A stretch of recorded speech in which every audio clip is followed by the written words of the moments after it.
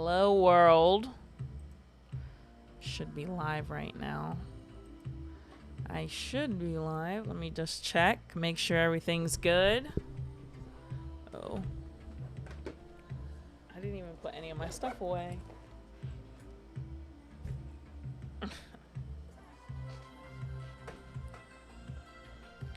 I went live and I'm like, okay, cool. Just give it a second. Just want to make sure, like I said, everything is good. Okay.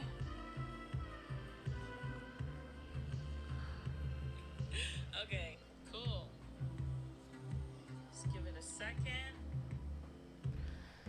All right. All right. Hello, everybody. Hello. How's it going? Yes, so much stuff is happening right now. So much stuff is happening in the entertainment industry. And I mean, I've just pretty much been nonstop watching all this stuff, reading all this stuff. As you know, because I work in film and TV. I have my own film production company, Poseidon Films. Link in my bio to the Instagram website. Check us out. But yeah, it's oh wait, I want to make sure. Is the audio capture the same? Oh crap. Hold up. When I'm on this. Ooh. 2. Oh, yeah. Can I paste here? Hello? Okay. The audio should be good now. Okay, so yeah. There's a lot going on with the entertainment industry. I'm sure you guys, of course, have heard about the writer's strike and everything going on. I honestly don't want to go through it from the beginning and explain everything because I'm sure by now, if you're at all mildly interested, I'm sure you guys have looked it up to see what it's about. But I do have some clips that I want to go over and talk about of some people talking about it at length and talk about some other problems in the industry that, you know, have been budding for a long time. I have an article from 2005 that we're going to listen to that talks, it talks about a problem that was even happening back then. And now it's like they were talking about this back in 2005 and now we're at the point where we're at now. You know, I think a lot of viewers, you guys can let me know if you're involved in this. A lot of viewers are tired. A lot of people, you know, you're tired of the superhero movies. You're tired of these big budget movies. You're tired of like, you know, the same old thing again and again and again. And you're like, oh, where are the good movies? Where are the good movies? Well, there's a reason why. Sorry, I want to change my earrings. If I'm changing my earrings on camera, does that... Whatever. Doesn't mean anything. Okay. I can't see the chat. Ugh. I'm sorry, y'all. I'm 2 hours late for my stream, and I was spending this time trying to get everything together, get all my stuff, and I'm still, like, forgot some stuff. The chat. Okay. Docs. The chat. Where is it? I don't see it. Okay. Whatever. I'm just going to have to follow along on my... I can't even follow on my phone because my phone's about to die. Whatever. We'll try. We'll see how long it goes. But yeah. So we're going to start with this video of Leslie Jones that I saw on TikTok. That I feel she eloquently... She's talking raw, but she eloquently states how, you know, how a lot of us feel reading certain comments about like, oh, rich people problems. Oh, they already have money. They want money. Yo, okay. This is a job like any job, you know, and my experience working in production, yeah, there have been times when it's been cool, it's been chill. But I mean, like, as an assistant or in working in camera operating photography it's work. It is skilled work, it's labor. It's, even camera people who are operating cameras are lifting, lugging, bending, pulling, lifting, holding. It's freaking physical labor. And, I had this same problem with my family. Like, a lot of y'all sound like old boomer family people. When I try to tell them, my family, for example, a lot of them get it now, but I try to explain to them what I do. And, I'd be gone like from my aunt's house for the whole day, 12, 13, 14 hours, telling her, oh yeah, I'm working on a TV show or a movie. And she's like, do you get paid for that? Like, are you making any money? Like, and I'm just, it's like people have no idea. People literally spend hours and hours and hours out of their day, out of their lives, watching movies, TV shows, and they don't even think for a freaking second the amount of work that goes into it, the amount of people that are employed behind it, the amount of people that it takes to bring these amazing movies and TV shows that you know and love. It's like hundreds, if not thousands of people working on these things. Like, y'all, a lot of y'all Marvel fans, y'all stay to the end of the credits, right? You see the credits. Thousands of people work on, movies like that, super huge movies like that. But yeah, I'm just kind of going over a couple different things, but there's also another problem. I don't know if we'll get to it in this, but the fact that the mid-tier, sorry, obviously the problem without having the big budget movies with no depth or anything like that, that's a very well-known problem. But the fact that movies that are mid-tier, like for example, your romance movies, your comedies, your like Couples Retreat, your Big Daddy, I don't know, I'm just coming up with stuff off the top of my head, Big Daddy with Adam Sandler, or I'm trying to think of him and Jennifer Aniston. Mid-tier movies like that, they're just like completely gone. Like, they don't even make a lot of movies like that anymore. And there's a reason why, and we're going to get into it in this stream. As well as, a lot of the movies that you guys know, you guys are seeing this, that a lot of the movies are remakes, franchise Marvel films, and, let's say blank movie part 4, like for example Insidious 5 came out, which is supposedly the last one. I just saw today that they're doing a Saw 10. Okay, it's stuff like that. And I think they're up to a Scream 6. Like, the secret is out of the movie, and now it's just like, oh, who did it? Oh, okay, that person did it. So it's like those are the only type of movies that they're making at this point. Barbie, the Barbie movie has like the intellectual, people say IP, but I'm pretty sure they're talking about intellectual property behind it. So they have unlimited money to just throw at a movie. And I remember reading something about like how they have like 150 different movies planned. So you guys already beat us to death with Marvel and DC, and now you're gonna beat us to death with toy movies. I mean, it's good for the kids, right? But there's so many different like animators or whatever that could be making movies about different things, so it's just really difficult, and it's really annoying that we've gotten to this place where only a certain type of movie is made.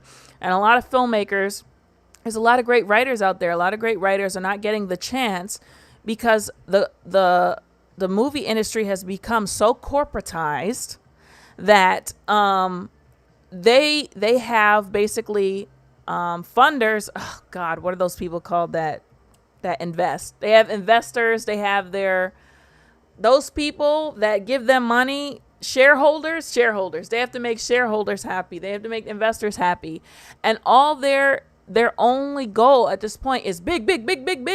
And they just want to get big, make as much money as possible, and not actually thinking about the type of stuff that they're making.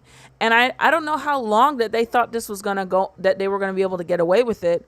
But anytime some movie comes out, it's like hundreds, thousands of comments of people saying, why are they doing this? What don't they get? Da, da, da, da. And it's like, yeah, it's easy to say that, but people are still going to see the movies. But Not anymore. Aha. Aha. Not anymore. A lot of movies recently, they talked about Little Mermaid, the recent Indiana Jones 11, whatever the F that was. And a lot of these movies that have come out recently have not been able to stand to their, I think Little Mermaid was $250 million. They haven't been able to stand up to their budgets. And so, you know, they say that when a movie makes a budget, it needs to make double just to break even. Because after it's $250 million, then you have $100 million or $150 million marketing budget, etc., whatever.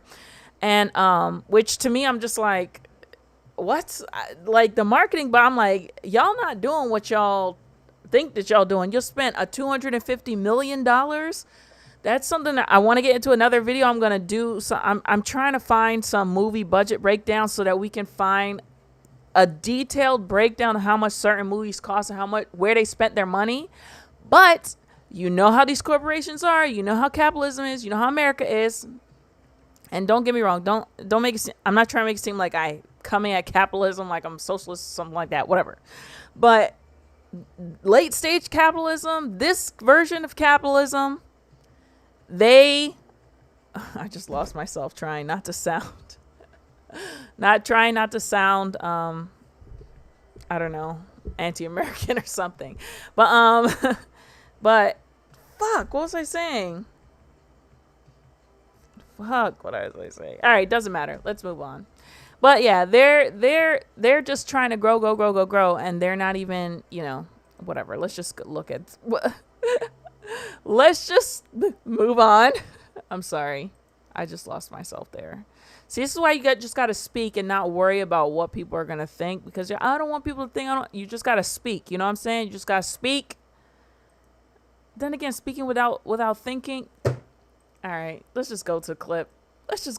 Please. Please, just go to the clip. Okay, I done started and stopped this video 3 or 4 times because I'm trying to figure out the nicest way to say this to try to be kind.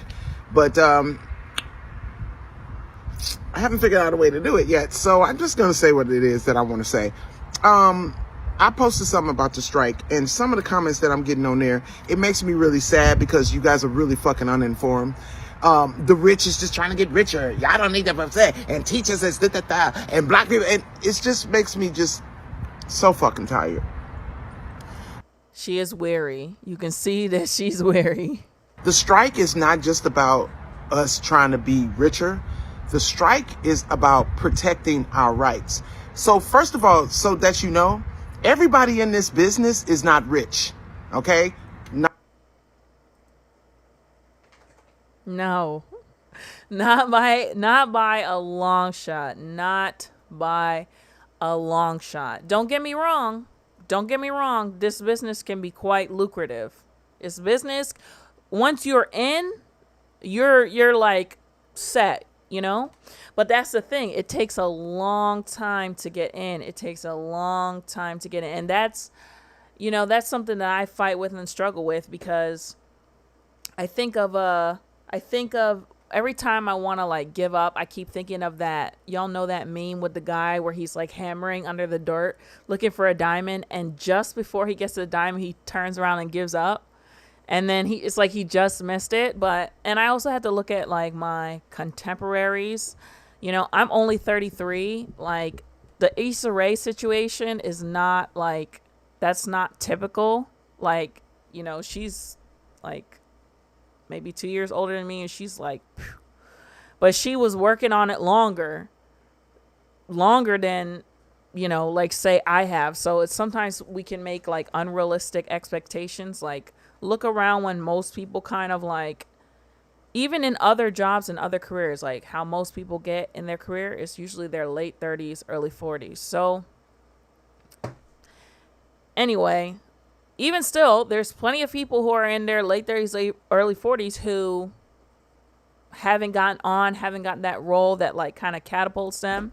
But then again, as you're going to even see, well, maybe you won't see it in this, but I feel like it's important to talk about it, that even sometimes people who have gotten on, they're not being paid properly. There was a writer for some big TV show. I can't even remember. And he won an Emmy. And this man was living in his car. He was living in his car.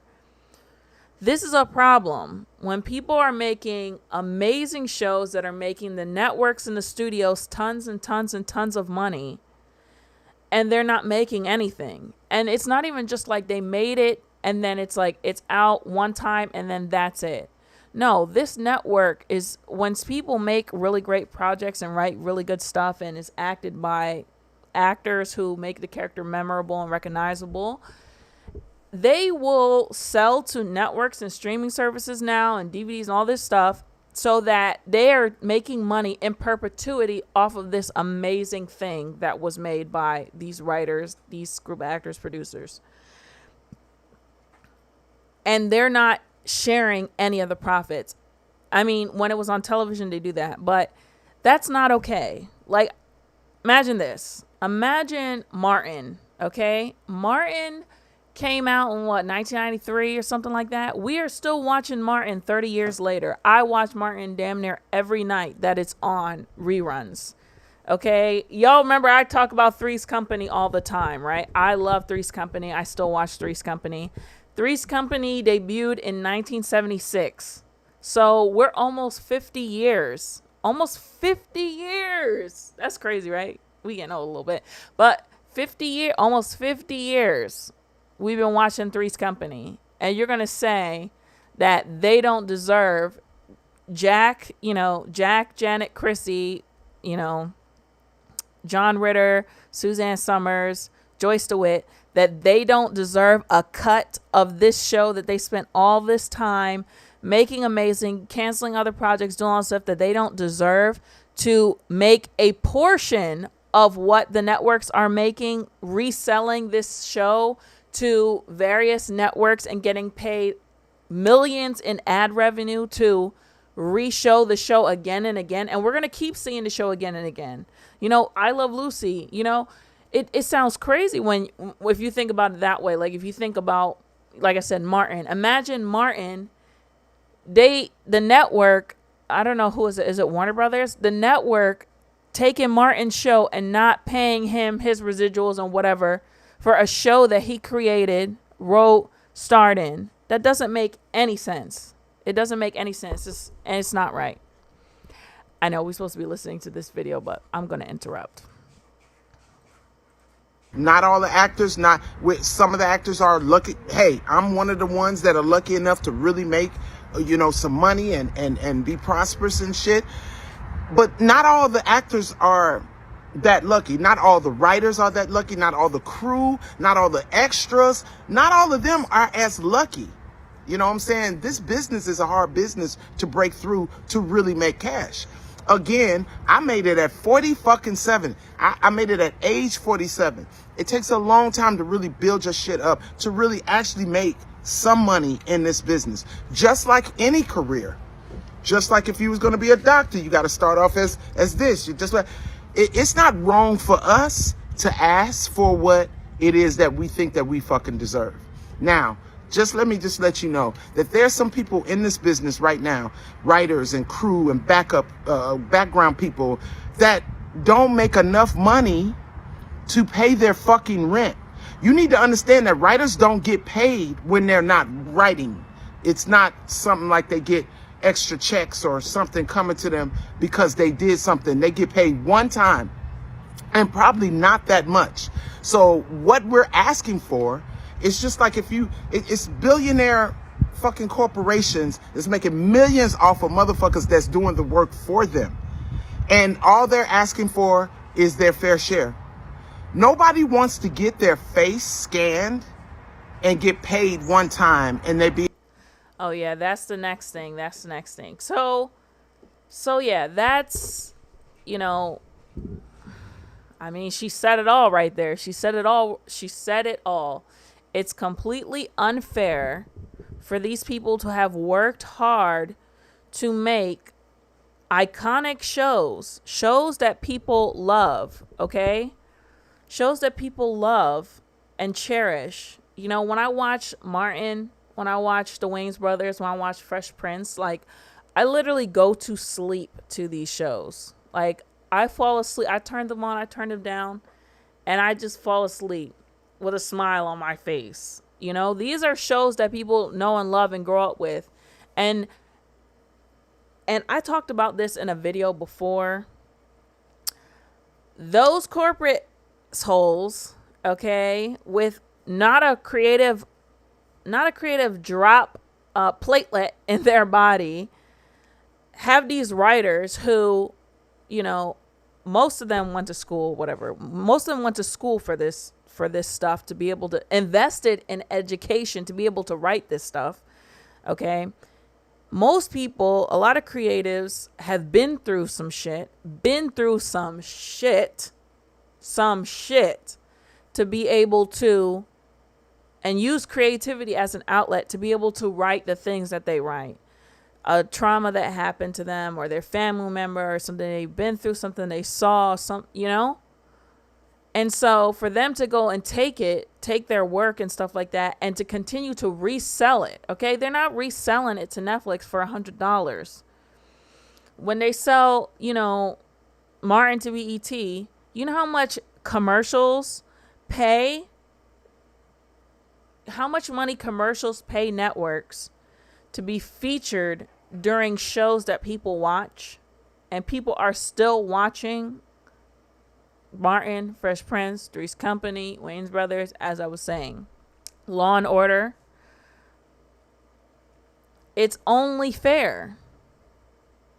It's only fair. Be able to use your image for the rest of your fucking life. Who the fuck wants to... Who? By the way, guys, please give a like. Please give this video a like. Thank you. You wouldn't do that. You people who come and get paid millions off of motherfuckers. Okay, now she's going to start talking about the AI. That's doing the work for them. And all they're asking for is their fair share. Nobody wants to get their face scanned and get paid one time and they be able to use your image for the rest of your fucking life. Who the fuck wants to... Who? You wouldn't do that. You people who come in and comment on the fucking bullshit. Oh, well, teachers, you know, they're not getting paid. Well, you know, y'all, all of us need to strike again. Okay, that's the next thing. All right, so yeah, the AI thing. So this is another big thing that the WGA and the SAG, Screen Actors Guild, are striking for. The WGA, because, you know, there are some veiled threats that these companies are going to be using AI to write scripts. Like, oh, we don't fucking need writers anymore. We can just use scripts. We can just use AI to write the scripts. You know, James Cameron recently talked about how he's not really worried about it because, you know, AI, when they write stuff, they're basically like taking things that other writers have written previously and stuff that, you know, it's a computer, so it just does research pretty much and writes stuff that it's seen on the internet before. And that, you know, obviously a computer doesn't know childhood trauma, doesn't know dark humor, doesn't know all these things that make a good movie. So he's not really concerned. I'm not really concerned about it right now either. Even though it did really seem like, obviously, you know, computers, intelligence, artificial intelligence has always been there. It did kind of seem like it happened overnight. Like all of a sudden, out of nowhere, I just saw people talking about ChatGPT. And I'm like, what is this? What is it? I still haven't actually even downloaded it yet. But I've done a couple things with AI, like tried to see if it could do some artwork type of thing for me. I did my face on some funny thing, which I should show you guys that and end a video just to end it on a funny note. But yeah, I'm not really worried about it right now. But obviously, you know, this has been in the work for a while now. And, you know, who knows? Netflix maybe have some people that they hire to like rev this up. But the whole point of what she was saying about AI faces, let's go to another clip that I have of one of the, I believe it's a director, one of the directors of the Screen Actors Guild, the union, talking about how one of the big studios, they didn't name any names, one of the big studios made a what they thought would be what they call a groundbreaking proposal for actors. What are you doing? Can you stop? Go away. Go away. Oof. Just he's distracting me.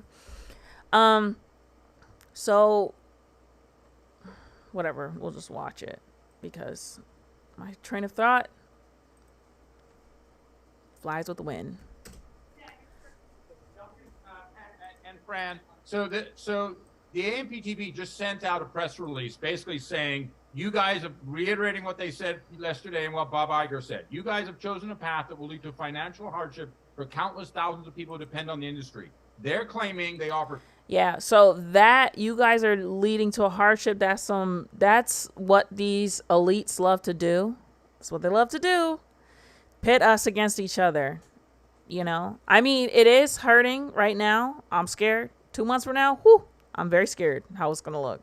But for me in particular, you know, I'm not where they're at, right? I'm not where they're at. It's a difference when you say we can go on strike and not work when you make $100K a year versus, let's just say, not making that. Okay. So, but that is them trying to put them against us. And we have to like completely ignore it. We cannot listen to it. Oh, I have a comment. Ross Silly says, "Hey Liz, James Cameron is also ultra rich. His net worth is $700 million. James should stop making movies now and be rich until he dies." I'm sorry, but I just don't agree with that. James Cameron is a goat. He is the goat, right? I'm sorry. He is a freaking goat. He made Titanic. Like I always say, I'm a filmmaker. Stop coming over here. I'm a filmmaker, so people always ask me like what my favorite movies are and whatever. The answer for me after a lot of thinking has been very simple. My favorite movie is The Lion King, but when people ask what do you think is like the best movie ever, the greatest American movie, Titanic. Like Titanic has it all. Like it has it all. It's just one of the greatest movies. I'll watch anything he makes. I don't think that filmmakers should ever retire. And I'm sure, I haven't looked it up, but now you're going to motivate me to. I'm sure James Cameron probably also helps other filmmakers get their films made, people that he believes in. It's really important that our elders and our, you know, especially our very talented elders do that, invest in other films, help other films get on. A lot of older actors and directors do that. So I'm sorry, I just don't agree, but what? Here. All right, let me just play this. For the 76% increase in high budget SVOD foreign residuals, 58% increase in salaries for major roles. They say 11% pay increase in year one, blah, blah, blah. They're claiming all these double-digit promises. And they're claiming they had a groundbreaking, I'm quoting them, AI proposal which protects performers' digital likeness. So what do you say to that? Well, Fran may have some things she wants to say to that, but let me just take one of the items that you mentioned, and I'm not. Wait, hold on. Did she make a? Okay. Reiterating what they said yesterday and what Bob Iger said. You guys have chosen a path that will lead to financial hardship for countless thousands of people who depend on the industry. They're claiming they offered a 76% increase in high budget SVOD foreign residuals, 58% increase in salaries for major roles. They say 11. What? 58% increase in salary for major roles? The whole point.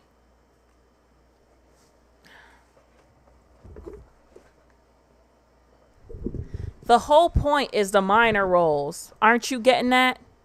Aren't you getting that? Aren't you getting that?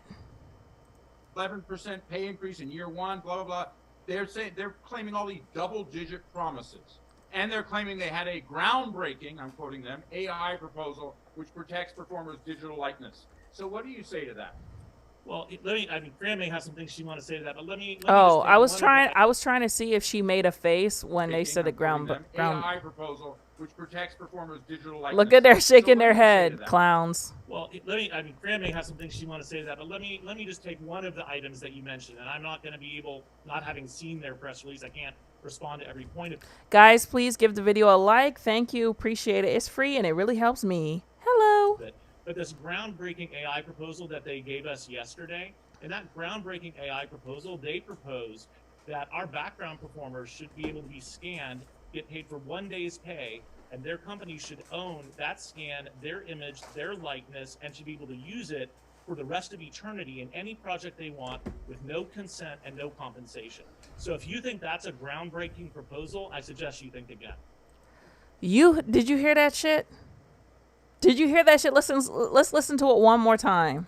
Breaking AI, which protects performers. is that, but let me just take one of the items that you mentioned, and I'm not going to be able, not having seen their press release, I can't respond to every point of it.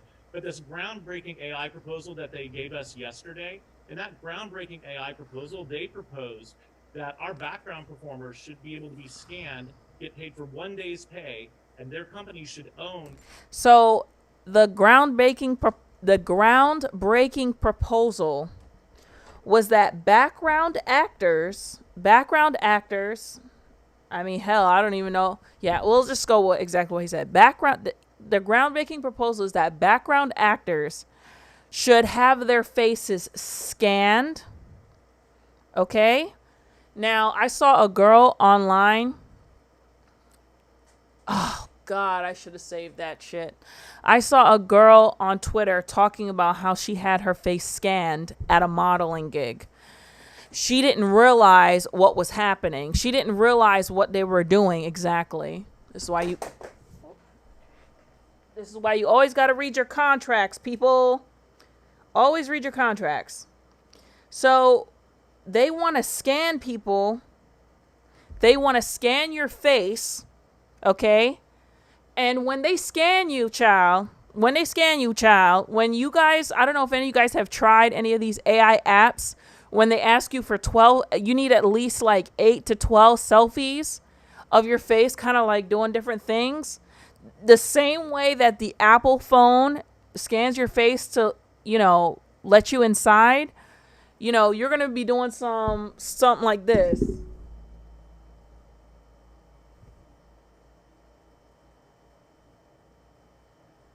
They're going to be scanning your whole shit, okay? From the side, up, down, in your nose, how you look, different expressions.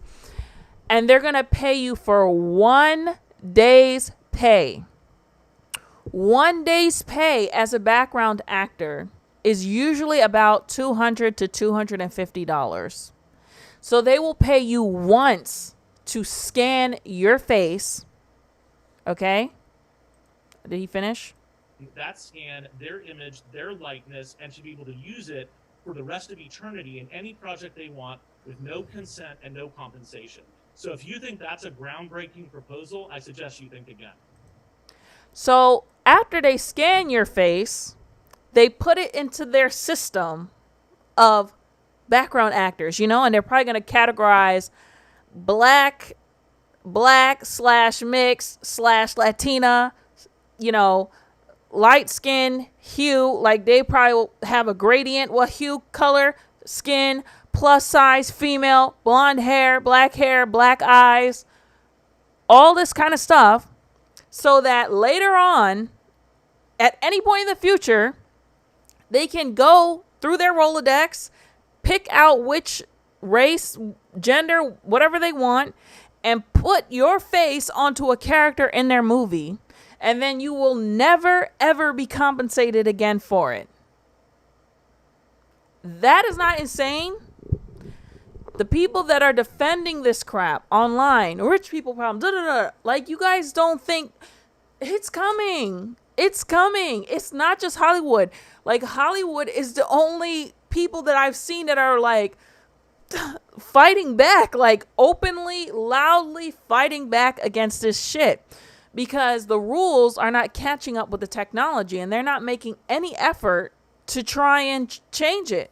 They just want people to take stuff lying down. But is that not insane? Like, is that not crazy?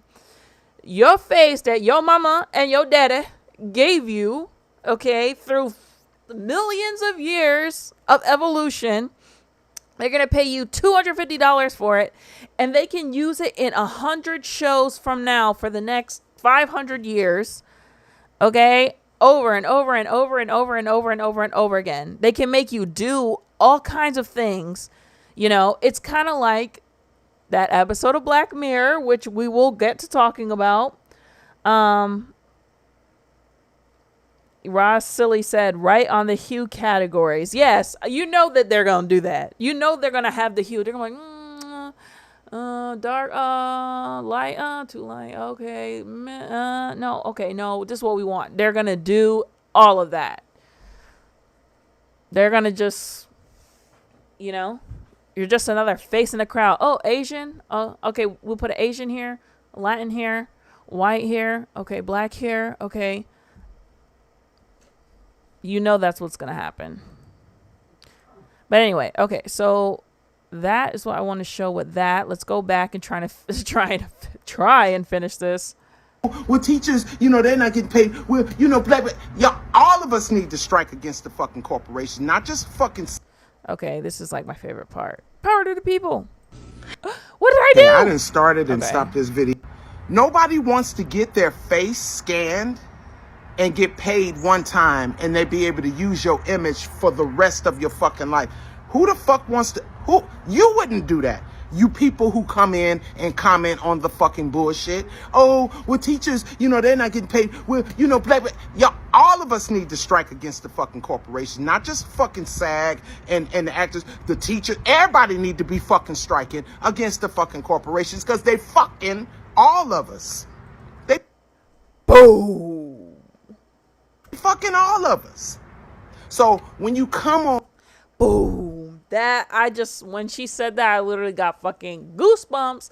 And I was trying to say too, I'm like, guys, if you're interested in striking, if you're interested in fighting back, you interested in June 2020 part 2, now is the time. Now is the time because you have so much visibility with celebrities. There's so many celebrities talking about this. And unions support each other. So, if another organization starts fighting back and striking and this and that, or unionize this, that, like, you're going to get the visibility that you want and need because celebrities they're talking about. And if there was, like, let's say protests, whatever, besides the strike, like if there's protests, like, for example, in Canada, I'm sorry. In Canada, you just had a strike about the rent because I don't even need to say it. Everyone knows the rent is crazy. You go to the grocery store. I just spent $50 and I just got like 5 items. Like, it's getting out of hand right now. And then it's like the gap is just getting bigger and bigger and bigger. Your money is not going longer anymore and they're not increasing it. They're like, oh, we'll increase it every 5 years. By the time 5 years comes around, stuff costs way more. It's just like, it's completely and totally unreasonable and irrational, like even people who are making like, close to 6 figures, 90,000, 100,000 are struggling, to have a apartment, like a nice renovated apartment that don't have roaches, bugs in a safe neighborhood is like, I said down here, it's like 2,000. So it's like $24,000 a year. Let's say you make 80. The government, if you live in Florida, you're lucky, but the government is taking whatever 1,000 from that. So it's like, it's just like, what are they doing here? Like, I was talking about this with a family member of mine. It's like, what are y'all trying to do to us? Like, what is the next phase of this? Like, where's this going? Because it's getting worse and worse and worse. Like, what is the next phase? What is happening? You know what I mean? If you're watching this, please give the video a like. I appreciate it greatly. Thank you. And you comment on some shit that you uninformed about people who are trying to get their fair share, who and it's not wrong to ask for fair wage. Shit, we need to all be picketing. Minimum wage need to be raised. Fucking all kinds of shit needs to be happening. Yeah. That big corporations are teachers. Our teaching is like one of the most important jobs in, and people talk about teachers are so horrible. Teachers are horrible. They don't know how to do this. Bruh, if the teacher could afford a comfortable living, they would be in a better mental state to perform better at their job. If they had more help, if they didn't have to come out of their pocket for materials and supplies, if they had better assets to, support a class, Like maybe if they had some aid, an aid that could help, you know. But districts are not getting money, and you just have to follow the money, really. We all know that. You just have to follow the money. And I bet you that there's someone at the top that's making like this much, and it's funneling down, you know. And these are not like, it's not even like, you know, not that people who do like manual labor shouldn't make a livable wage, because they absolutely should. I'm just saying, like, teachers, they go to school. Like, we did everything right. Like, you guys said to go to school. I didn't finish, but I tried. But they went to school. They got an education. They went and became a teacher. They got a real job. Why can't they survive? You know? Like, these are the people that are actually running the business, the school, let's say the school business, but they're making the least. It's crazy. Like, I don't want to go into a rant about, you know, that, but it's not, the whole point is that it's not just the entertainment industry. It's all industries. Everybody's talking about this. Everybody's talking about how they're just being squeezed. Like, what's the next step? Like, where are we going from here? Responsible for. So don't be mad at us because we decided to fucking fight back. How about you get some fight in you instead of coming on people's posts and commenting fuck shit. And let me let y'all know something, because these are the people that follow me, because every person I went and looked at their comment that said that follows me. I'm going to block the shit out of you. I'm going to block the shit out of you. And not going to feel bad about it at all. Because my thing is that if you can come on and comment some insensitive fuck shit like that, you're not the person I want following me anyway. Facts. I don't want your fucking There's follow. plenty of people. I don't want to be friends with you. Yep. You insensitive piece of shit. So think about that when you're looking at these posts and want to post some real shit, some real fucked up shit about how, oh, you guys are just trying to get paid more. And go fuck yourself, homie. Go fuck yourself. We're fighting for people who really can't. There's people in this business that's not even getting paid enough to afford health insurance. Health insurance. They can't even go to the fucking doctor. Why? And it's just like, oh, all y'all rich. No, not all of us. Not all of us, son. Not even and the most. ones that are, like me, we're stepping up for the ones who need to be rich. So, yeah, you're going to see our face. Because now we feel like we got to come to the yard and go, yo, you not finna do our homies like that. So, again, you post on my shit, you say some insensitive shit, I'm blocking the fuck out of you. Straight up. Get some goddamn act right. And go get informed. Instead of just making comments because you think you can. Asshole. I'm so sick of people. Always got something to fucking say. And then don't know what to really say. Ew, that's the reason why shit ain't getting fixed, because everybody got a fucking opinion. Okay, I didn't start it and following me she anyway. said something else here. Go fuck yourself, homie. Go fuck yourself. We're fighting for people who really can't. There's people in this business that's not even getting paid enough to afford health insurance. Why? And it's just like, oh, all y'all rich. No, not all of us. Not all of us, son. And the ones that are, like me, we're stepping up for the ones who need to be rich. So, yeah, you're going to see. Oh, okay. That's what I want to say.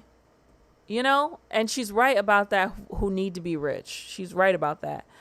But also at the same time, a lot of people don't even necessarily desire to be rich. Like, of course, you know, when you're a kid, you think, oh, yeah, I want to be rich. I want to be wealthy. I mean, of course, who doesn't want to be rich and wealthy, right?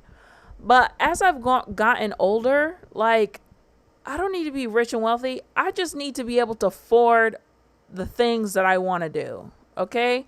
I need to be able to afford a clean apartment in a safe neighborhood.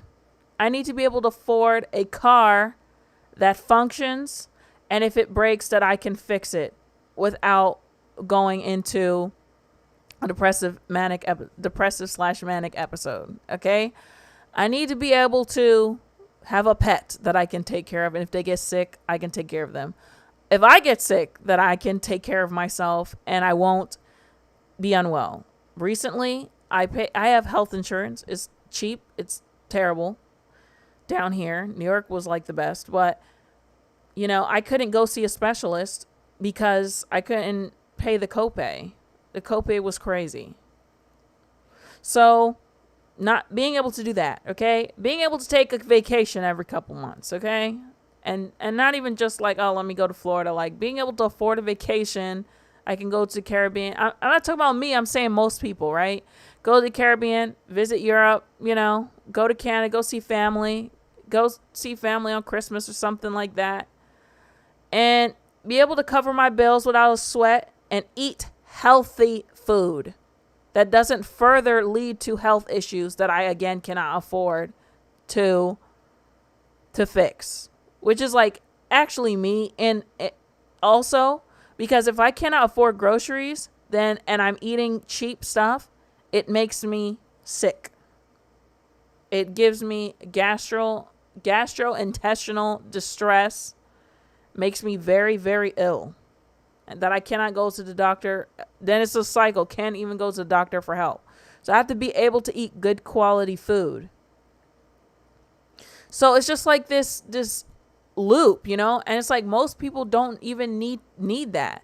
But the problem is, the reason why everyone's speaking out on TikTok and the celebrities and everything like that, because the gap is just getting higher and higher and higher. And I hadn't even conceived that for them at their level, it's getting more and more and more and more is at. Like everything is just costing more and more and more and more.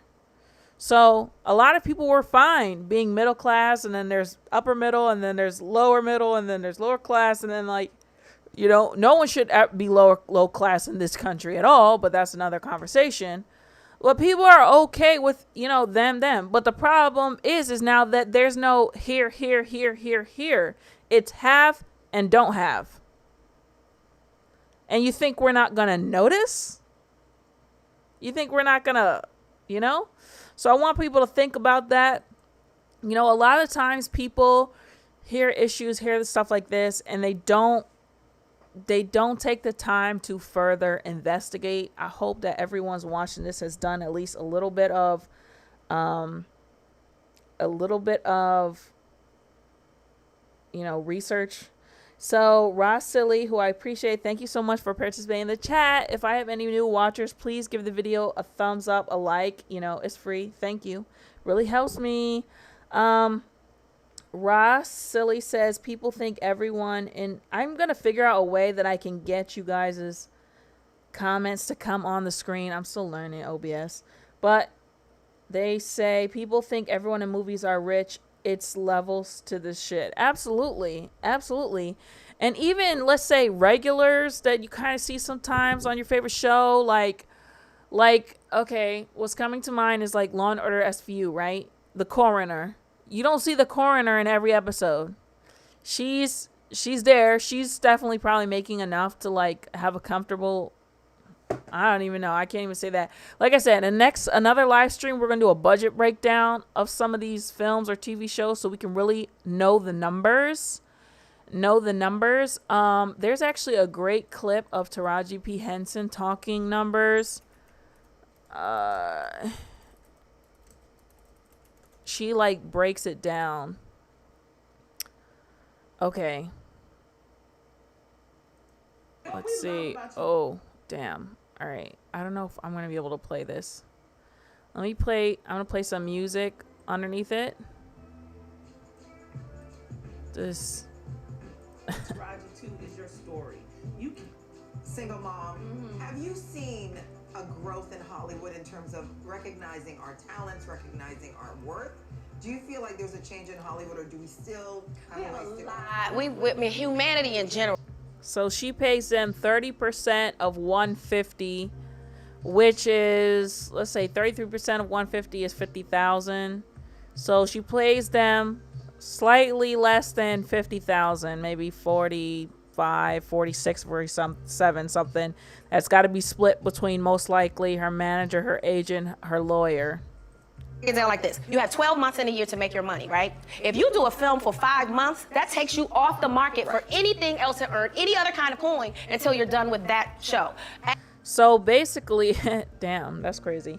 So if you're working, but I don't know, when she says she's working on the show for this long, I'm like, Are they working? And you know what? This ties into the fact that you see so many of these celebrities coming out with hair care lines and nail lines and this, that, all this stuff, is because it's like, don't get me wrong. I definitely think there's some poor money management going on here in terms of budgets. The budgets are crazy. Like, talking about they spent $250 million on marketing. What? For a movie poster in Times Square and a couple bus stops? The math is not mathing, right? So there's probably some reckless spending, but let me just let her finish what she's gonna say. So that's Taraji P Henson.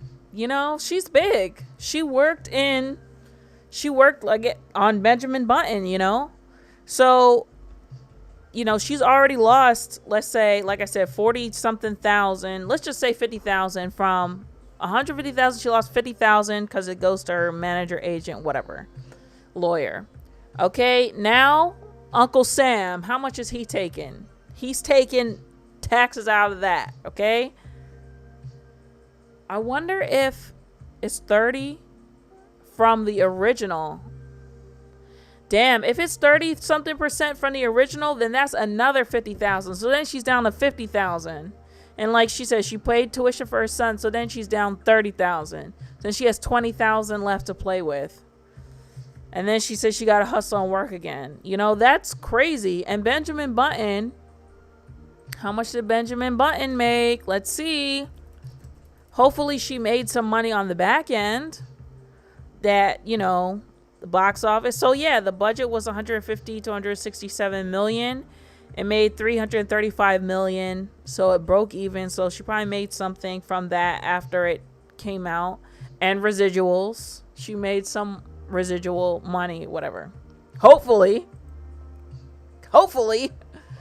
Okay, yeah, I just need to play that music while that was going. So, yeah, I want to show you guys that video by Leslie Jones. And again, I want to further get into talking about the corporate influence that is, you know, harming films. So, you know, this all of this ties in together.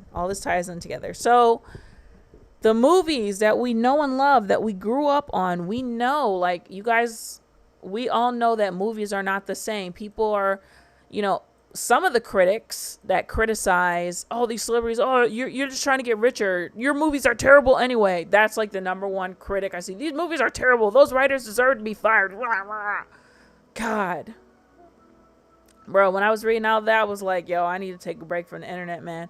I've dialed it back a little bit, but I need to really take a, like, actual serious detox from the internet, because I posted a meme on my Instagram the other day that was like, when you're a kid, you think adults are like so smart, so intelligent. And like, being as an adult right now, it is so many stupid people in this world. So many people that don't do any research, that don't look up anything. And then, you know, they get on the internet and they just say the nastiest thing that they can think of. And it's just like, it's just sad, and it just sucks. This is one of the reasons why I really love TikTok, because, you know, of course there's negative people on TikTok, but the environment is overall positive. Whereas like compared to like Twitter, the environment is overall extremely negative. Like, it's less than like sewage on Twitter, you know? And Instagram too is kind of a cesspool as well, but not as bad as Twitter, and TikTok is way better than Instagram and all of those. That's why people who are on TikTok love TikTok, because it's just more positive and more real. So, getting into this article, I'm going to let us listen to it, and I'm going to interject. But we can also just look at it a little bit too. But they're basically talking about how, you know, the movies that we know and love are being commodified. This is the article that I was talking about that was written in 2005, October 20th, 2005, when this was made. And so briefly before we talk about this article, I want to show some of the movies that came out in 2005 when this was written. So Pride and Prejudice, this is Charlie and the Chocolate Factory with Johnny Depp, The Descent, Batman Begins, Christopher Nolan. So, before Batman Begins, Spider-Man came out, and that was a huge Spider-Man was a huge box office success. I love to have numbers, so Spider-Man movie 2002. Yeah, 2002. Sheesh, 21 years ago.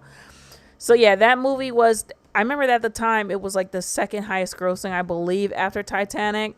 So the budget was $139 million and it made $825 million. So I think this is like around the time when these companies are like, hold up. We got to get on this.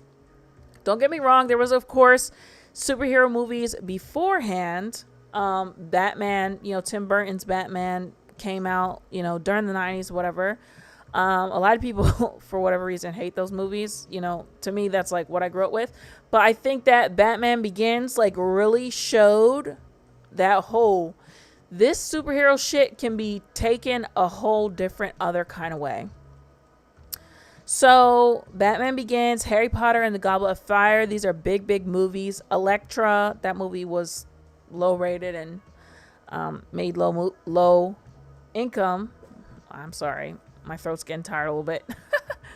The 40-Year-Old Virgin, another big movie. So like, again, a movie like the 40-Year-Old Virgin, they're not making like these mid-tier, mid-budget kind of movies anymore.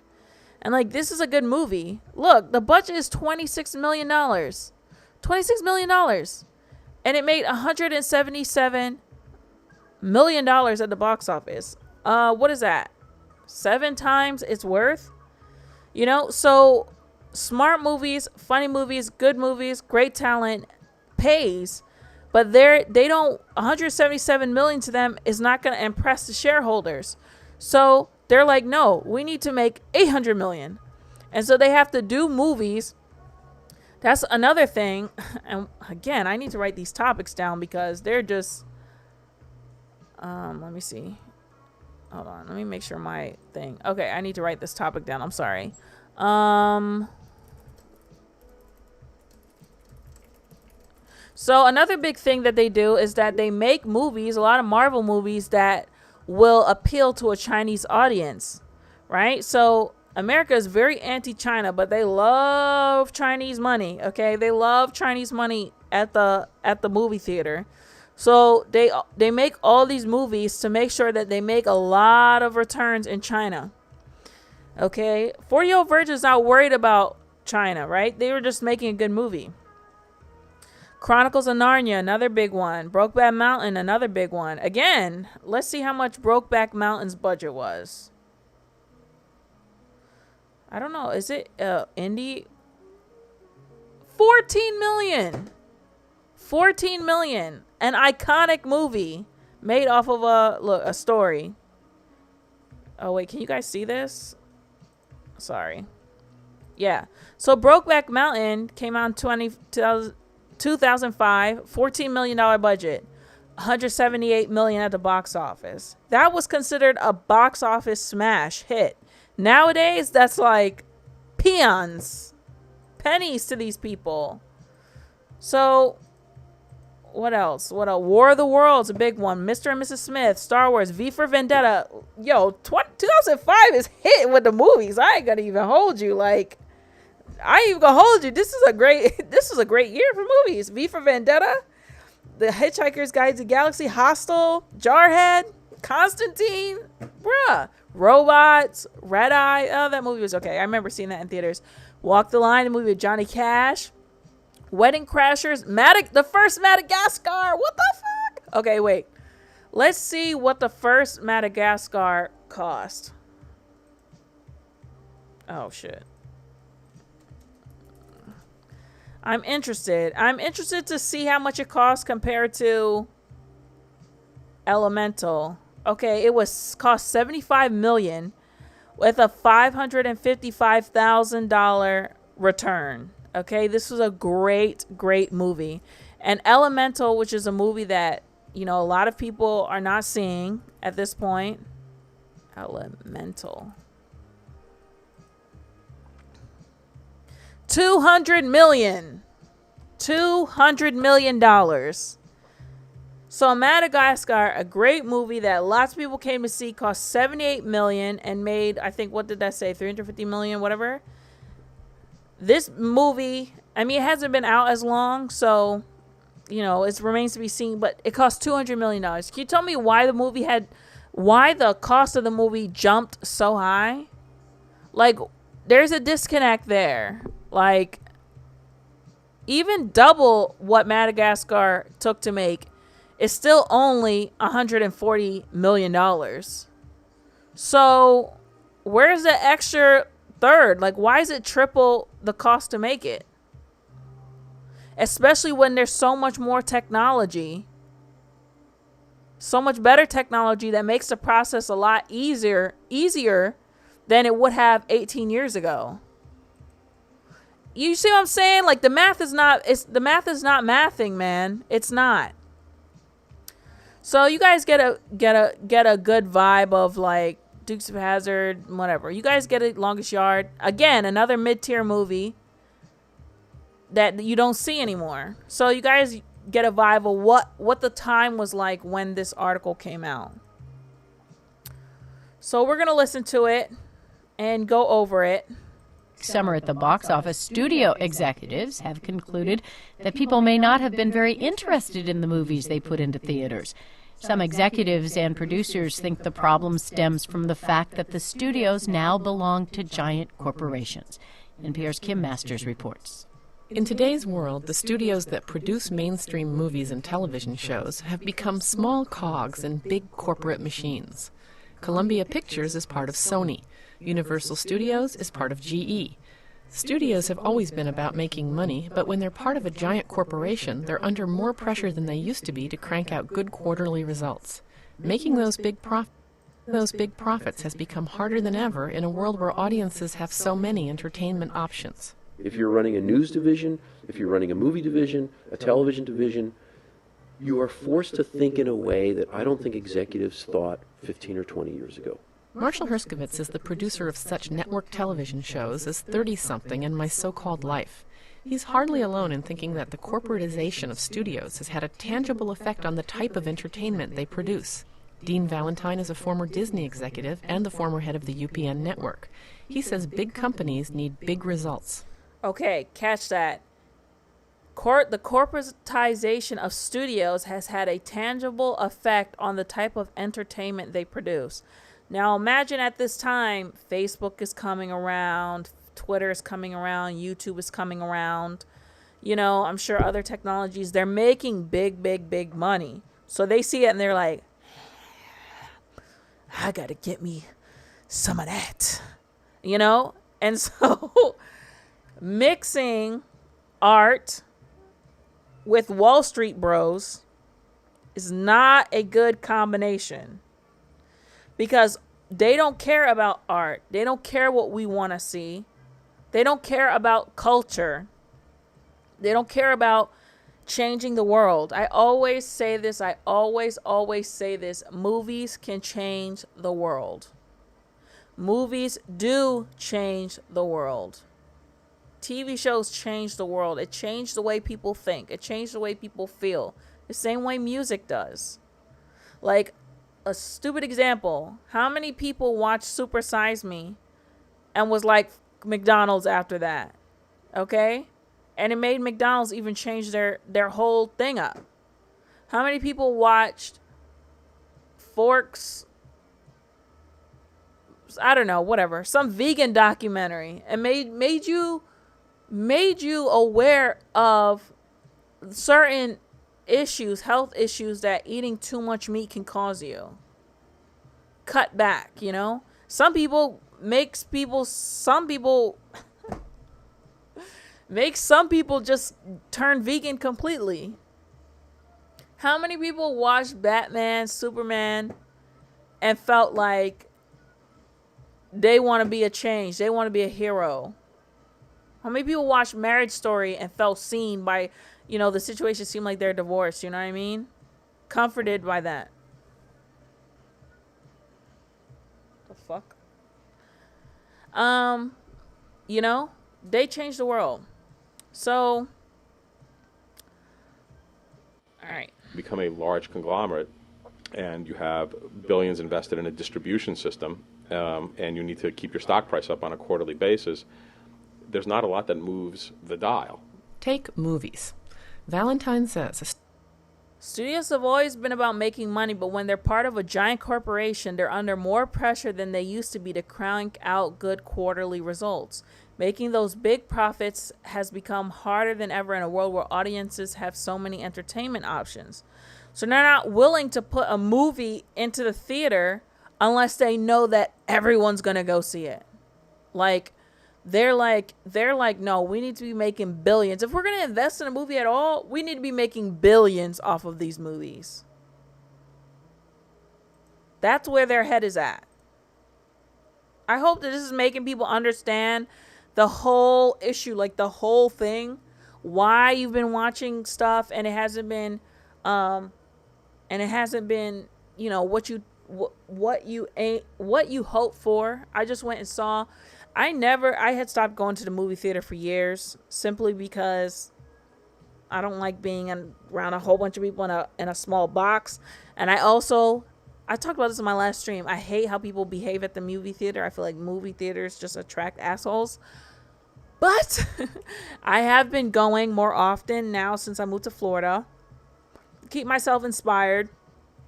And I just saw Insidious the other day, and I enjoyed it. I didn't really like the theater that I saw it at. I didn't think it was a good quality theater. But, you know, my cousin, she's also a movie buff. She was down here, and she didn't like it. You know, but we just went to see it just because it was just like, you know, when did the first Insidious came out? It came out when we were like 18, 19. I know it's crazy to think Insidious came out in like 2008, 2009, something like that. And it's like, you know, it's just like they're making it because they know people like us who saw the movie when we were like 19 and 20 years old. Or we're like, oh, we're just gonna, all right, whatever. We'll just go see it, see what happens, you know. And she's upset, but it's like it's just something that you do, you know. Studio could make a film that performs reasonably well at the box office, sells a respectable number of DVDs, and turns a decent profit. But if you're a company that, you know, needs to have X billions of dollars. Okay, so she said, take movies. Valentine says that a studio could make a film that performs reasonably well at the box office, sells a respectable number of DVDs, and turns a profit. And then he says, but if you're a company that, you know, needs to have X billion dollars on the... Oh, let me just let him say it because... Take movies. Valentine says a studio... You know, it's not going to excite you so much, and it's not going to excite your head of sales to sell 200,000 units of something or 500,000 units. He needs to sell 18 million units to justify the vast overhead and to keep his whole mechanism functioning. Huh, interesting. He needs to sell 18 million units to justify the vast overhead. I wonder what the vast overhead is. What is the vast overhead, Mr. Valentine? Is it maybe his salary? I'm not trying to make fun of this guy. This guy's giving us the juice. He's telling us. But I'm just saying, what is the overhead? The huge overhead. What are y'all spending the money on? What are y'all spend? That's what I'm saying. Yo, these people, there's something going on here. The math is not mathing. It's not adding up. It's not adding up. Where is the money going? Bernie Madoff part 153 maybe?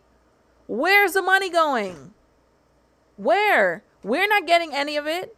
Where is the money going? Like I said, the advertising. What advertising? What are you talking about? I mean, they said that they spend a lot of money to like partner. I was reading that they partner, like let's say a new Iron Man movie and then McDonald's has an Iron Man Happy Meal or whatever. But I can't imagine that they're spending crazy money to advertise Iron Man with McDonald's because McDonald's knows that if they have Iron Man on their boxes, mad people are about to start going to McDonald's. So that's what I'm saying. It's not making sense. It's not making sense. So the studios gun for big movies, and those movies, often packed with effects and launched with a huge marketing campaign, wind up costing so much that it's hard to take creative chances. Frank Biondi is a former top executive at Viacom, the company that owns Paramount Pictures. He says studios have... So Frank Biondi is a former top executive at Viacom. So y'all know Viacom, they own MTV, BT, VH1, a whole bunch of other stuff. And they own Paramount Pictures. Oh, shit. You see how sick this is? Do you see how sick this is? Viacom, huge company, like I said, owns BT, VH1, da-da-da. Also owns Paramount. Paramount, not Blumhouse, which is still a big production company. Not Blumhouse, not that. My brain is farting. Not Monkey Paw Productions. That's Jordan Peele. Paramount Pictures, bruh. Can you not see? You not see? Tell me that you see, please. I'm not crazy. I'm not crazy, okay? Please tell me you see. You see what's going on here. Always been run by gamblers, but today it's getting harder to make a What? risky... Oh wait, hold up. I listened to this before I brought it on here, but she threw me out. She scared me for a second. He says studios have always been run by gamblers, but today it's getting harder to make a risky wager. Listen, you ain't heard this from me. I gotta disguise myself when I say this. When I say what I'm about to say. Okay. All right, y'all. Y'all know that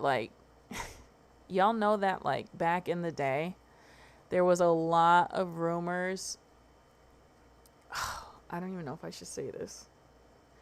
Okay, there's a lot of rumors about Hollywood being run by a certain organization that is famous in particular movies for crimes, including extortion, racketeering. Most of these films with these organizations are famously take place in New York. If you catch my drift, it is said that a lot of them are running that, so that could be a reason why we don't know where the money is going. Yeah, that's all I'm gonna say about that. Okay. I'm scared. I mean, but that's an open secret. That's an open secret. People know that even certain celebrities have blatant ties to this group of individuals that, again, like I said, are well known and almost celebrated in film for their crimes. Starts with an M. That's all I'm gonna say. Anyway, so let's keep going on. Lord protect me, please. Thank you. Getting harder to make a risky wager. The problem is 20 years ago, Riverboat Gambling was spending $15 million and an ad budget of $2 million. Today, you're looking at an ad budget of $50 million on a big picture, and you're probably spending north of $100 million. Dean Valentine says that's not the kind of environment in which great movies are made. It's like the cheese business. The best way to get a really good cheese is to have little producers in little places having a real passion for, making a certain kind of goat cheese. But that high... Yes, specialties, a specialty. Having a small group of people coming together to make this great thing, like all the great indie movies and all that, That's the best way to make movies. When you corporatize shit, this is what happens. May not be what you get from a corporate entity gunning for a mass audience. When you start thinking about, I'm going to roll up the cheese business and I'm going to produce all the cheese and I'm going to own all of it, because if I own all the cheese, then, I can get rid of like half the producers of cheese. I can get rid of all the overhead. I can make the land more effective. I can get fertilizer at a better price because I can leverage, all. And then pretty soon what you get is Kraft American slices. Sir. So you get dumbed down, mass produced, appeals to everyone, includes everyone, crap. That doesn't tell a real story. That doesn't tell people's real lives. It doesn't do anything. Certainly, some of the most original and profitable pictures of the last couple of years came not from corporations, but from outsiders. The Lord of the Rings trilogy was a Time Warner product, but it came from New... Ra, you ain't heard that from me, okay? You ain't heard that from me. You have not heard that from me. I don't know who said that. You ain't heard it from me. Warner product, but it came from New Line, an independent company that Time Warner had acquired and planned to shut down until that gamble on hobbits paid off. Mel Gibson went outside of the system when he made The Passion of the Christ, as did Michael Moore with Fahrenheit 9/11. Right. So, Passion of the Christ, let's see how much that costs. I'm just assuming Wikipedia numbers are right? I remember Passion of the Christ was huge. 30 million, and it made $612 million. Wow. Based on the Dolores Passion of our Lord Jesus Christ is published in 1833 based on the visions of Anne Catherine, a German Roman Catholic mystic and stigmatic. The visions she experienced on the Passion of Jesus were recorded and compiled. I didn't even know all that. And remember that movie? That movie had, I think it had effects for the beatings. Yeah, it had effects. It had, sets. It had foreign languages. It had all the things. $30 million. Made $612 million to make a movie about Jesus. You know what I'm saying? Independent players sometimes succeed in films, but in the world of television, they are almost extinct. Marshall Herskovitz points out that the government, in a move that helped corporate giants get even bigger, now permits media companies to own the programming that they air. So they are fixated on serving their bottom line by buying shows from themselves. And that means they're shopping in a smaller market. Now, wait, hold the hell up. Oh my God. This is sick. Do you understand? I didn't even catch that the first time I listened to this. Independent players sometimes succeed in films, but in the world of television, they are almost extinct. And you know what? I mean, if y'all think about it, think about how when we watch reruns on TV, like, on a Saturday, let's say you don't have anything to do, you're at home, right? Turn on the TV, if you have cable, and they'll have like a movies, like a Harry Potter marathon or something on, or whatever. You notice how they will play the same damn movies, like at least once a month they'll have a marathon. They'll play, back to back Eddie Murphy. Like trying to make it like it's a television event when it's like y'all just did this literally like a couple weeks ago. Like literally on like TNT, there's a Harry Potter marathon for the whole weekend at least once a month. At least. I know I'm doing the Trump hands, but at least once a month, okay? And I watch it almost every damn time just because those movies are timeless. But like I said, independent movies, TV shows, when it comes to TV, they're almost extinct. And it's because, this Marshall points out that the government, in a move that helped corporate giants get even bigger, now permits media companies to own the programming that they air. So they are fixated on serving their bottom line by buying shows from themselves and that means they're shopping in a smaller market.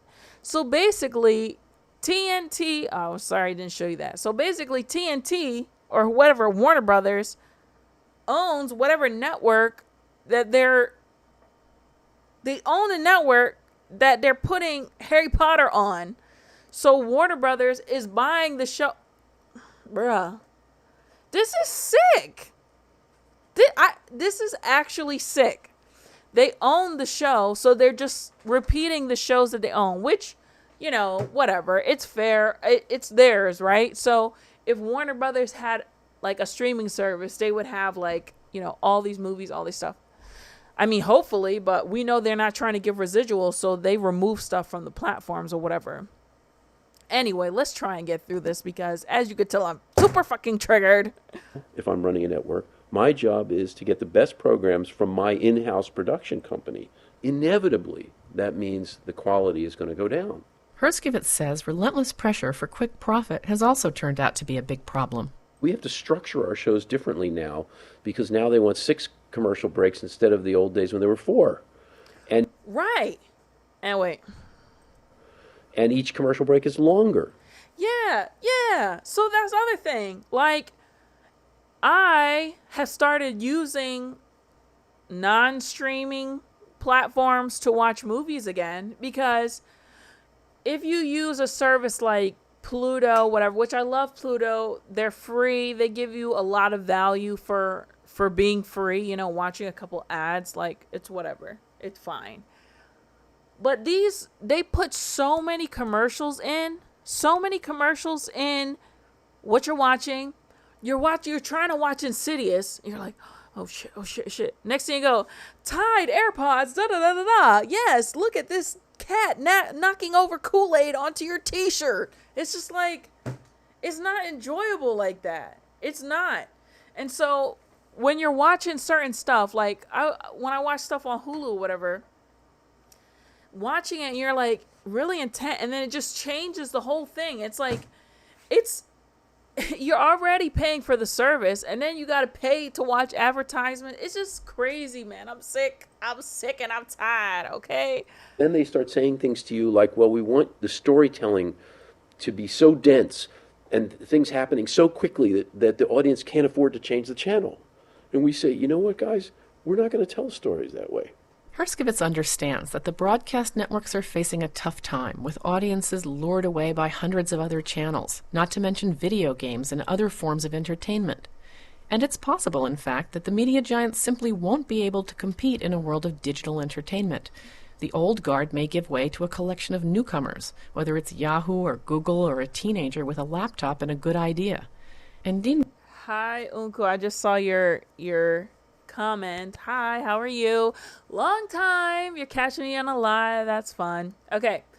So I love this part here. This is 2005. I think YouTube came out in 2005 or 2006. And it's possible, in fact, that the media giants simply won't be able to compete in a world of digital entertainment, which they're losing to podcasts, YouTubers, Twitch streamers, movie, TV streamers. A lot of companies own streamers now. You know, the Zeus network, as trashy as it is, it's still another option for people to watch TV. The old guard may give way. Oh, see, look at this article. They're predicting the future here because it's older than when this has happened. The old guard may give way to a collection of newcomers, whether it's Yahoo or Google or a teenager with a laptop and a good idea. Look at me. She's talking about me, pretty much. And Dean Valentine doesn't think it would be such a bad thing if the big players fell prey to their own size and inertia. And that's what it freaking is, man. They're falling. The thing that they try to build is going to crush them. And that is just a law of the universe, honestly. Once you read The Secret and shit, it's like what you put out, you get back. You're going to step on all those people and crack all those necks and backs as you climb up. What's going to happen as you fall down? Valentine doesn't think it would be such a bad thing if the big players fell prey to their own size and inertia. Are there more voices? Are there more voices that are individual and unique that are getting through to an audience now? And I think the answer to that is yes. Some people may miss the simplicity of the days when there were only 3 networks. But Valentine says maybe those days weren't so good if you didn't happen to be part of that vast middle American audience gathered around the television to watch Ed Sullivan on a Sunday night. Kim Masters, NPR News, Los Angeles. Yeah, so I thought that article was great. It's October 20th, 2005. Like, do you ever feel like when you see something old, watch something, and you're like, it's so crazy how relevant that it is to today? Just like, damn, they called it. They freaking called it. So I had a couple other articles. Oh, this article is way too long. We're not going to go over that. But I did want to look at, okay, we can close that. Some other writers, some actors, talking about writer strike videos that I found online. And, yeah, let's check out, Sean Gunn. So this guy was on, Gilmore Girls, from what I understand, which was, again, a huge show that they still, I mean, I don't think it's syndicated, but it's Netflix put it on there. Okay, and that will lead me into another thing about Netflix. So Netflix put it on there, and, well, let's just listen to what he has to say. He talks about what a shame it is. He needs to remember that in 1980, CEOs like him made 30 times what their lowest worker was making. Now Bob Iger makes 400 times what his lowest worker is. And I think that's a shame, Bob. And maybe you should take a look in the mirror and ask yourself, why is that? And not only why is that, is it okay?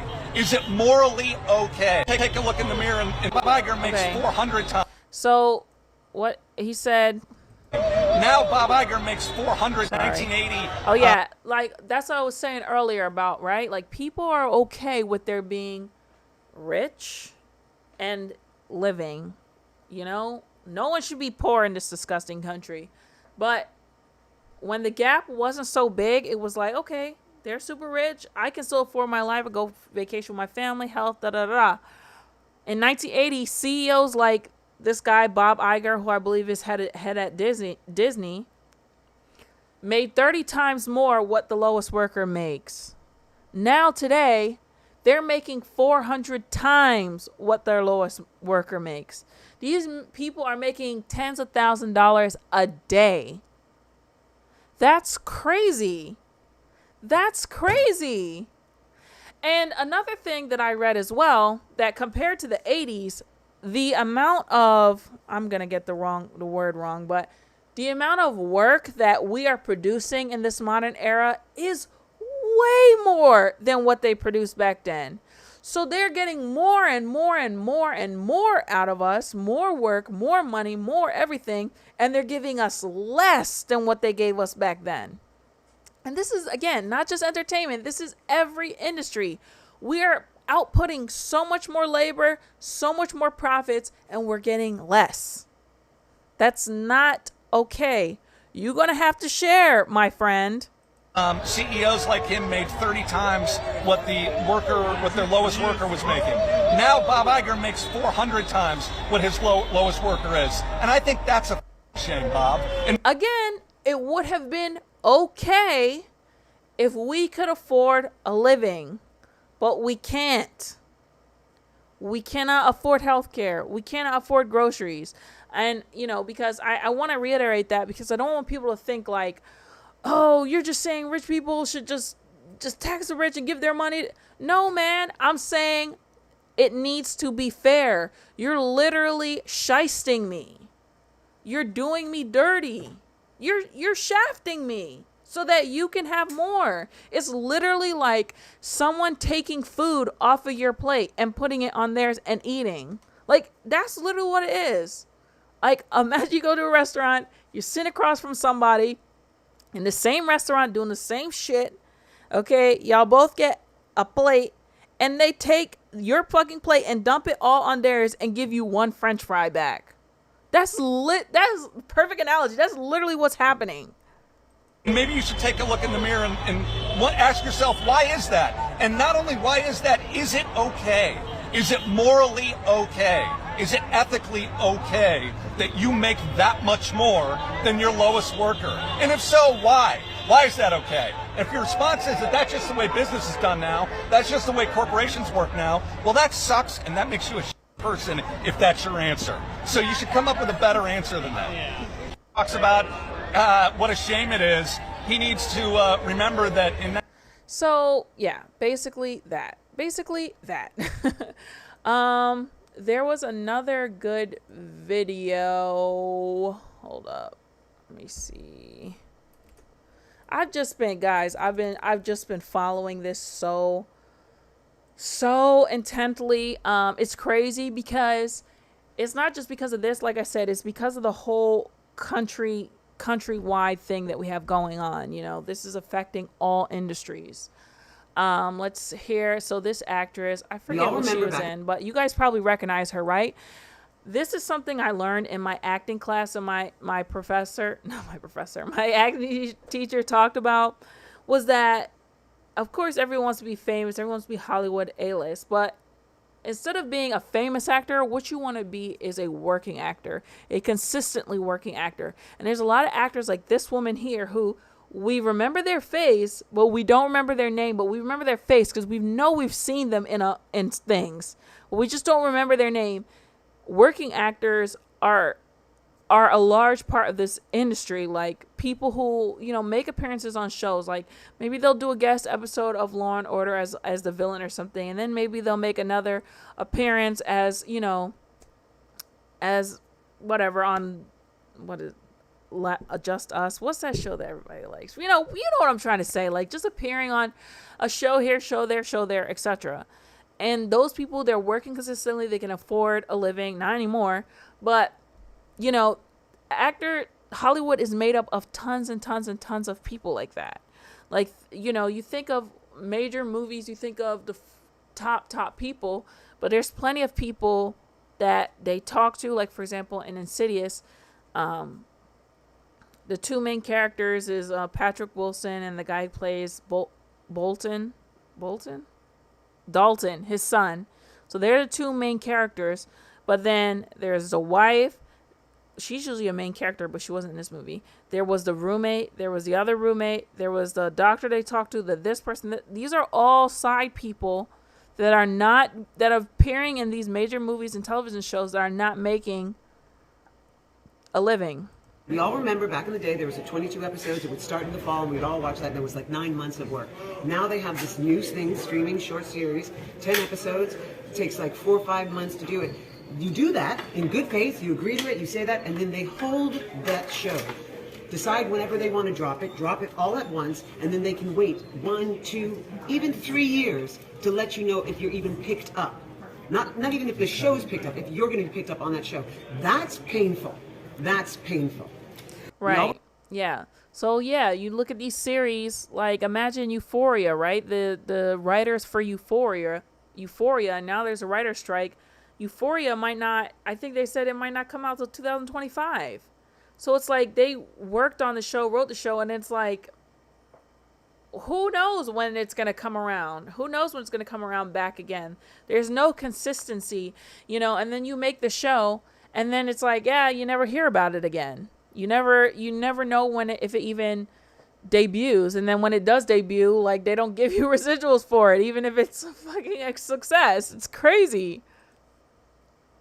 So, yeah, so it's just basically a lot of that. Francisca Ramsey, she's been very vocal about it. I don't know if you guys, she's a YouTuber. She did like MTV Decoded, but yeah, she started out as a YouTuber making she did make like social justice videos and stuff like that. Did you know that in order to qualify for SAG-AFTRA health insurance, members have to make $26,000 annually? And yet, 87% of our 160,000 members still don't qualify. This is one of the many reasons SAG-AFTRA is currently on strike. SAG-AFTRA doesn't just represent actors. It also includes a number of performers, including stunt people, hosts, reality TV personalities, voiceover artists, journalists, and even influencers. And like the WGA, SAG-AFTRA has a contract with the AMPTP, which represents over 350 film and TV studios, including these billion-dollar companies. While many people assume everyone in Hollywood is rich, the reality is the streaming boom combined with shorter TV seasons has made it harder for writers and actors to stay afloat. While studio CEOs are taking home million-dollar salaries, for too many working actors, the math is just not mathing. Actress Kimiko Glenn from Orange is the New Black recently shared her residual earnings after appearing on 44 episodes of the award-winning Netflix show, a measly $27.30. Sadly, this isn't uncommon. So when it was time to negotiate a new contract, SAG-AFTRA had a number of concerns, including increasing streaming residuals, improved healthcare and pensions, regulating self-tape auditions, and most importantly, protections against AI, so performers retain the rights to their likeness and have a say in how it's used. After 4 weeks of attempted negotiations with the studios, they refused to budge, so SAG-AFTRA was forced to call a strike. So for the first time since 1960, both WGA and SAG-AFTRA are on strike, and your favorite TV shows and movies are on pause. So how can you help? To be clear, SAG and WGA are not asking fans to boycott streamers or cancel their memberships. Instead, we're asking supporters, fans, and especially those seeking future union membership to join us. Okay, so yeah, that was the other thing I want to mention. The reason why they don't want people to cancel their streaming or anything like that is because it's going to look bad on them in that the studios and the streaming services are going to be able to be like, derp, look, see, we don't have any subscribers. Everybody's canceling. We don't have any money to give you. They're playing stupid. They're playing like they don't know what's going on and what they're doing. So that's the reason why they tell people not to cancel. Withholding work from the studios, which includes acting, writing, and promotion of film and TV projects. You can also join us on the picket lines in New York and LA, share strike info from credible sources, or donate to the entertainment fund to help writers, performers, and crew impacted by the strike. And while this is a challenging time for many, we're fighting because we know the value of our work and our talents, and because we know we will win. Yeah. She described that very well. She summed it up very eloquently and well. You notice you never see these big, they're not going to be out the biggest, but I've seen some people, I think they said Matt Damon was out there protesting. There's some people, but they don't take pictures, which is interesting.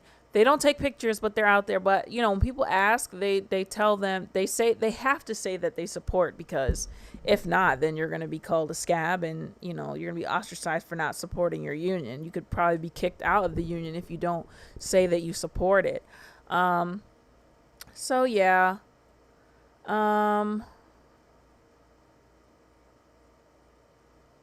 Yeah, okay, look at this. The 3 people in this movie, The Blair Witch Project, shot and acted the entire thing. The movie made over $500 million. Each of the stars made about $1,500, and Heather, the female lead, was dirt poor, watching her face on billboards. Wow, that's crazy.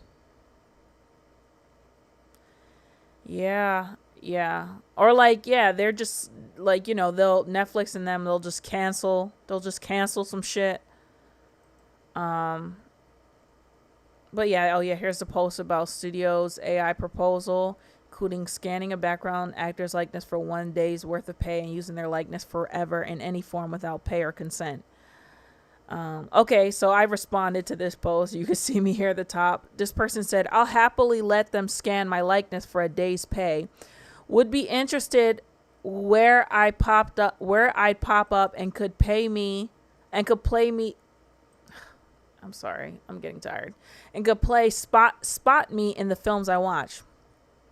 And so I said, and what about if they use your likeness to portray deplorable, hateful characters doing horrible things? You don't care about your image then? Or doing things out of your sphere of morality or beliefs? Think about, you give people an inch. We've given them plenty of inches, and they've taken, 100,000,000 miles. Okay, 100,000,000.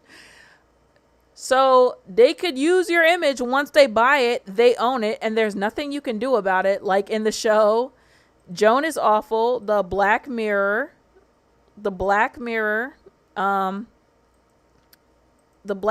episode, which a lot of people, including myself, have been pointing out the similarities between the first episode of this season of Black Mirror, called Joan is Awful.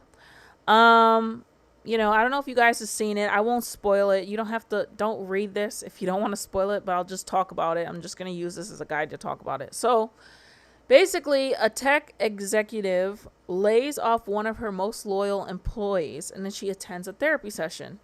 Afterwards, she meets her ex, Mac, for dinner, where the two share a kiss before Joan regretfully leaves.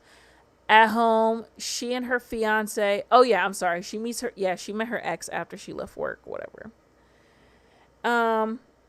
So then she gets home, and her fiance sit down to watch a TV show on a streaming service called Streamberry, which is designed to look a lot like Netflix. It even has the same Netflix jingle and everything, and it looks like Netflix. And so she sees a show called Joan is Awful.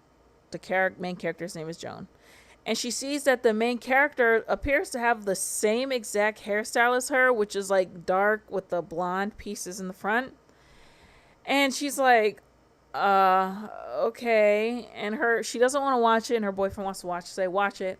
And as she's watching it, she realizes that the show is almost exactly like her life that day. Like, the show starts to show her during the day doing exactly what she was doing.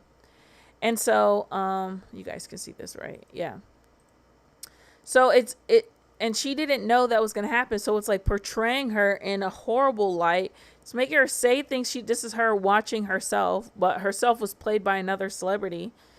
Basically, Streamberry did some scabby, effed up stuff to be able to use her image to make this episode of the show. They basically like hacked her phone and like her internet, and just like listen to her through the microphone in her phone to know what she was doing during the day.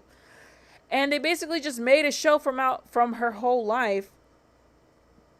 And she didn't consent. I mean, technically she consented, they say, because she signed a contract and it was in the contract. So a lot of people were pointing out the similarities between the episode and what Netflix is actually trying to do with AI. And I don't know. It's just, like I said, it's sick. It's really sick and crazy with what's going on. I have a lot more other stuff that I do want to get into, but I think I'm going to talk about it. I am going to talk about it in another video, because I've been streaming for an hour and 45 minutes and I don't want to go too long. So I do want to finish up with this amazing video that I found on Twitter.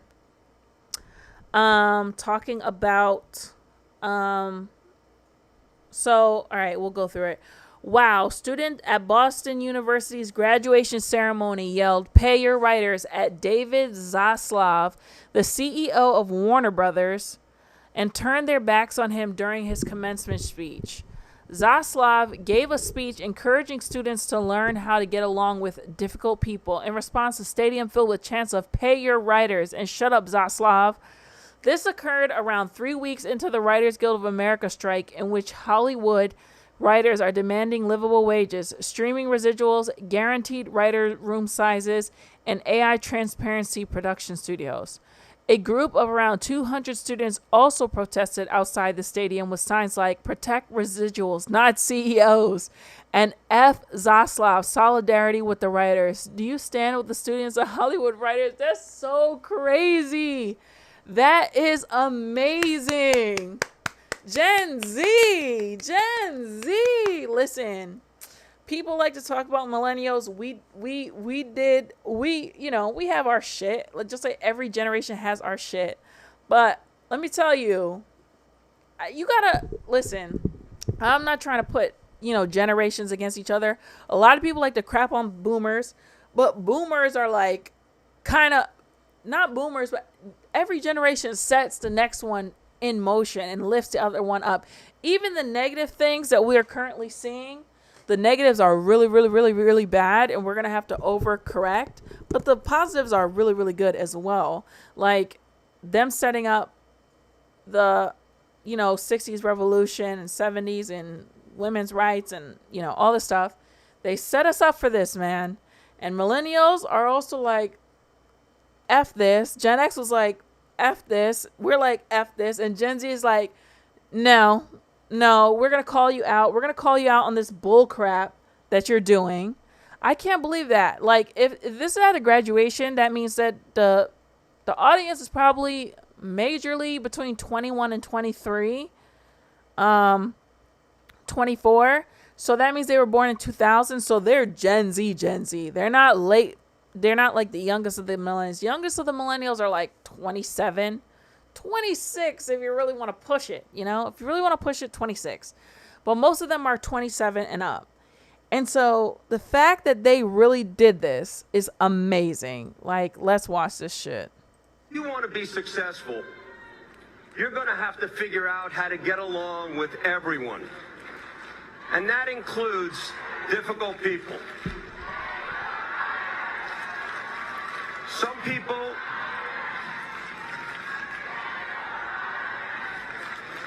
pay your writers. Pay your writers. Oh my God. That is beautiful. That is beautiful. It just really makes you, it brings a smile to the old Boca. I didn't know what to say.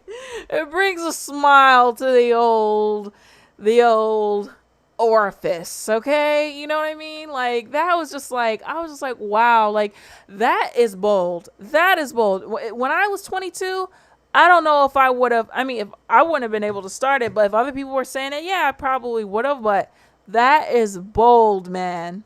At your graduation with your guest speaker, that is freaking ballsy. They got cojones, man, to do that.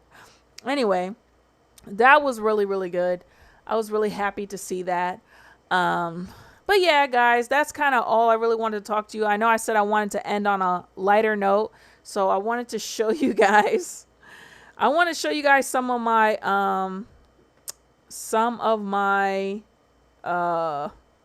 AI photos, right? So I actually played a prank. I played a prank on some of my family with my AI photos. I was able to fully prank my mother, like, believed it all the way. I just didn't say anything, and I just sent them this picture. Can you see that? It's not even showing properly, but you get the idea. Hold up. Can you see? Is it too bright? Hold up. Me in a cop uniform, baby.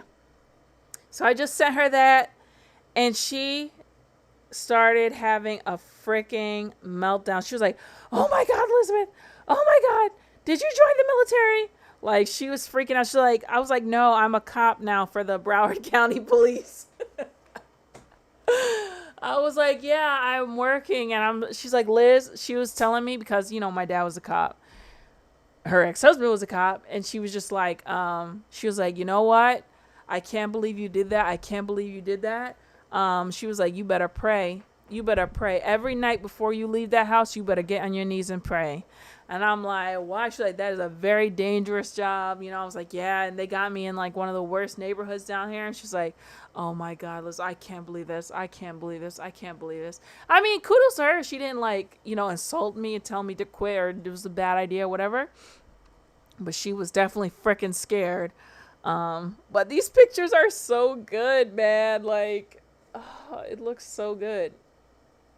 Can you see, like, why is it so... Okay, you can see when I kind of turn it like that.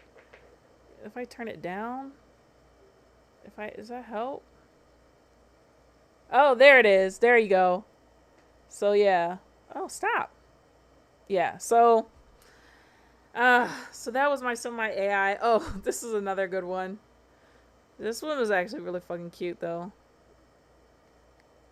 Liz pregnant. This is me. My little bundle of joy. Sorry. My little bundle of joy. I actually look kind of cute as a pregnant girl. I don't know what to do with this. But I sent that one to my aunt, but she didn't believe me. But you guys, I could kind of see myself pregnant. See the fingers? The fingers is where they fuck up at all the time. The AI, they cannot get the fingers right, man. I don't know what it is, man. I don't know what it is about fingers. I had some bridal photos. I hated all these dresses. They were not cute at all. The dresses were not cute. I'm not into this look at all. Oh.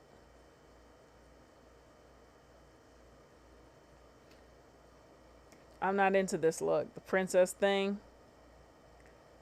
Yeah. But yeah, she totally believed that shit, man. Bro, this looks like me. It looks like me, man. This could fool people, dude. You see with the AI? You see this AI shit? But then I also did these pirate ones, which are so fucking cute. Which I'm just like, I need dreads immediately. Bro, this is hot. This is hot. Come on. That is hot. Like, I need to steal a boat or something. I look like I belong on a TV show, right? This one too. Pirates of the Caribbean, man. That's a Pirates of the Caribbean poster right there. And this looked like me too. They did a good job. Some of them were like, a little bit like this one looks like not like me. Like she looks really, really Spanish in this picture. But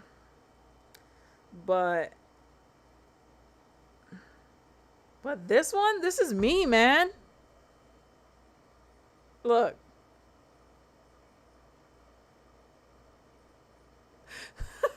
That's fucking me. But anyway, guys, thank you guys so much for joining my live. If you're catching me on the playback, thank you for watching. Please leave a comment, rate, and subscribe. Let me know what you think.